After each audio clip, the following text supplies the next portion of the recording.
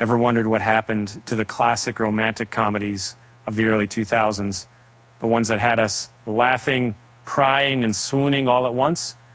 Well, one such film, Failure to Launch, starring none other than Matthew McConaughey, has resurfaced on Netflix and taken the world by storm, despite its poor critical reception upon initial release. So why exactly is this movie striking a chord with audiences nearly 2 decades later? Let's dive in.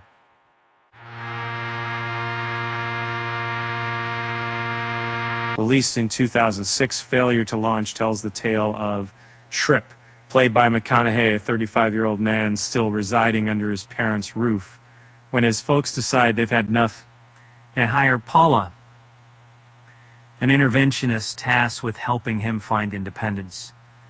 Little do they know, love will soon bloom between these two love-struck characters.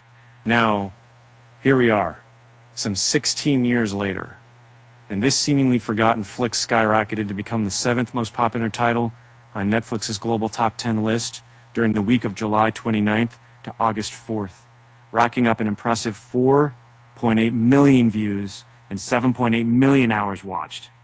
Quite an achievement for a film many deemed unworthy of the praise back then. So what makes Failure to Launch stand out amongst countless others vying for attention within the realms of romantic comedies? Allow us to reminisce about a time when Matthew McConaughey ruled the roost alongside fellow actors like Zoe Deschanel, Justin Bartha, Bradley Cooper, Terry Bradshaw, and even Oscar winner Kathy Bates. Indeed, quite the ensemble cast for humble rom-com. In the day that's not the slower. To that amen. And so, yes, the glory days of Mr. All Right himself. Before he became synonymous with gritty dramas and captivating limited series, Matthew McConaughey dominated another scene entirely. Formulaic romantic comedies. From The Wedding Planner to How to Lose a Guy in 10 Days, Fool's Gold, and Ghosts of Girlfriends Past, McConaughey left an indelible mark, pop culture history. And while these films may have failed to impress critics, most earned dismal ratings on Rotten Tomatoes, they certainly resonated with millions of fans worldwide. But what does any of this have to do with a sudden resurgence of Failure to Launch? Simple. Nostalgia sells, especially when it comes to cherished memories of simpler times.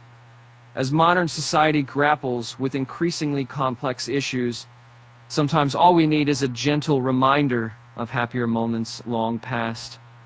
That's precisely where this delightful little film steps in, offering viewers a much-needed escape from reality. Moreover, recent trends suggest that romantic comedies are experiencing something of a comeback.